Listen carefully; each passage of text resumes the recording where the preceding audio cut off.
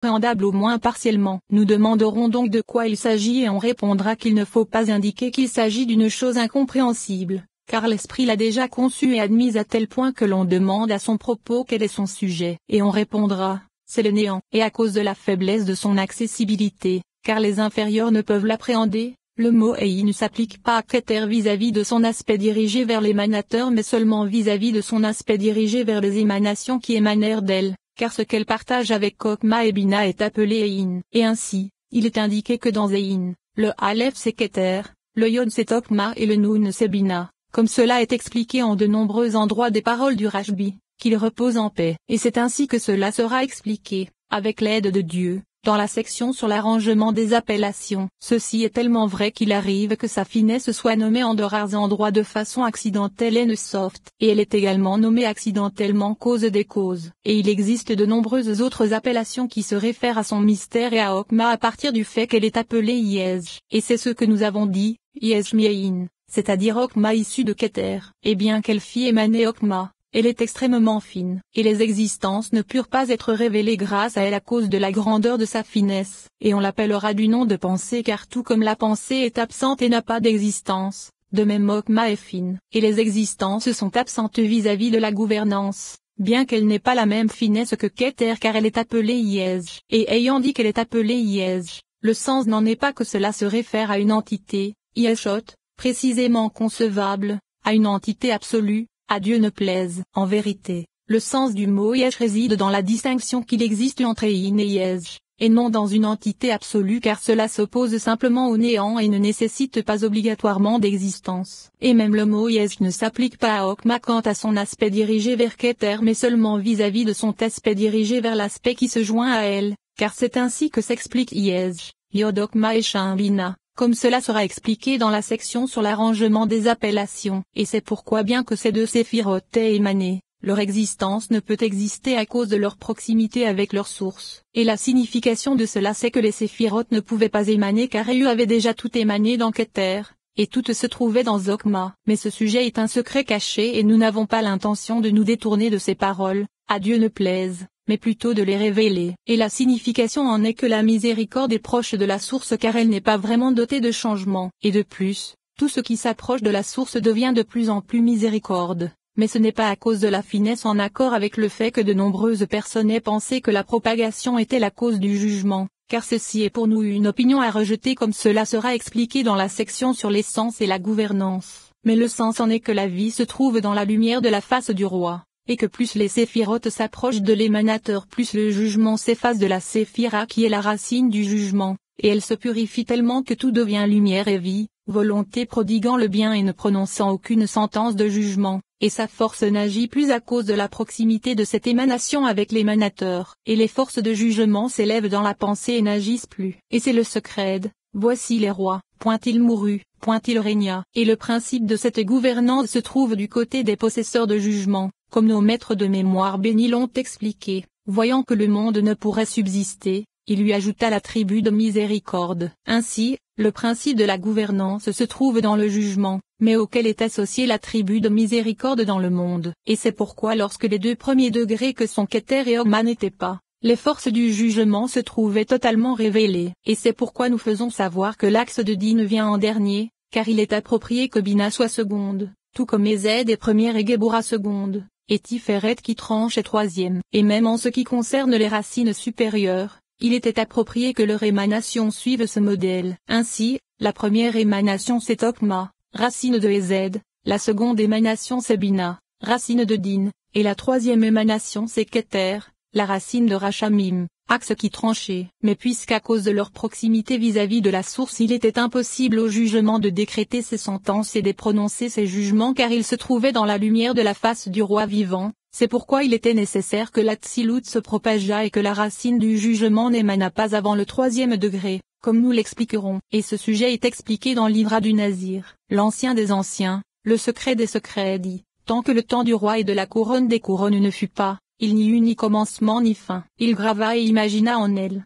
et s'étendit devant elle un voile, et en elle furent gravés et imaginés des rois et leurs fixations qui ne subsistèrent pas. C'est ce qu'il est écrit, voici les rois qui régnèrent sur la terre d'Édom, avant qu'un roi ne régnât sur les fils d'Israël, le premier roi des fils d'Israël, lui-même premier. Et tous ceux qui furent gravés furent désignés par leur nom mais ne subsistèrent pas, de telle façon qu'ils expirèrent et disparurent. Et ensuite, ce temps disparut dans ce voile et il fut réparé. Et il dit, lorsqu'elle disparut dans la volonté du maître de la loi, il l'appliqua immédiatement et il fut dit devant lui, qui a dit de fixer et d'accomplir une réparation avant leur fixation d'un secret de 2000 ans. Et l'explication de l'ancien des anciens c'est qu'il s'agit de la Kether suprême, et elle est appelée Zaken Zekenion, et le sens en est qu'elle précéda les choses anciennes car Kether est ancienne vis-à-vis de Hokma et de Bina qui sont elles-mêmes anciennes, et c'est l'ancien des anciens. Explication, vis-à-vis des anciens que sont Hokma et Bina, elle est ancienne et cachée. Ceci vient indiquer sa finesse car elle est ancienne et dissimulée.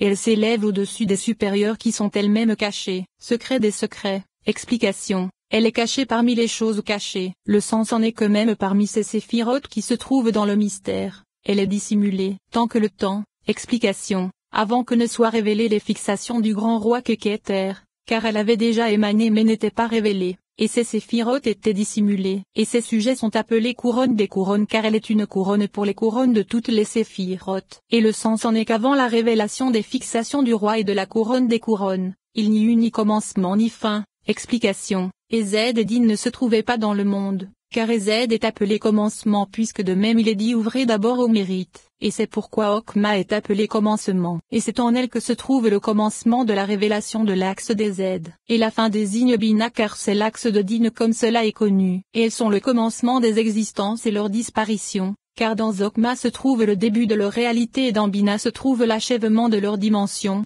par le secret du jubilé puisque c'est là que résident les existences afin de faire 7 cycles de 7 ans. Et c'est pourquoi il est dit, il n'y eut ni commencement ni fin. Mais ceci ne signifie pas que l'axe de Rachamim qui est central ne se trouvait pas dans réalité, car il s'y trouvait déjà un peu puisque c'est l'émanation de Kether qui est elle-même l'ancien des anciens. Et c'est pourquoi il est dit il n'y eut ni commencement ni fin, car ce sont ces deux axes. Il grava et imagina en elle. Explication. Les séphirotes et les extrémités se trouvaient dans le secret de l'aspect de Din, et elles émanèrent dans la réalité de Kether. Et c'est là qu'elles se gravèrent, mais elles n'existèrent pas car le monde ne pouvait pas être gouverné par elles à cause du jugement qui n'était pas révélé, comme nous l'avons expliqué. Et lorsqu'il vit la finesse des existences et la petitesse de Din, il fit émaner Hokma et commença à graver les existences et à les faire sortir vers la révélation de Din grâce à leur réalité. Et c'est ce qu'il est dit, et s'étendit devant elle un voile, c'est-à-dire que Hokma est un voile et un écran dissimulant et enfermant Kether. Et en elle furent gravés et imaginés des rois et leurs fixations.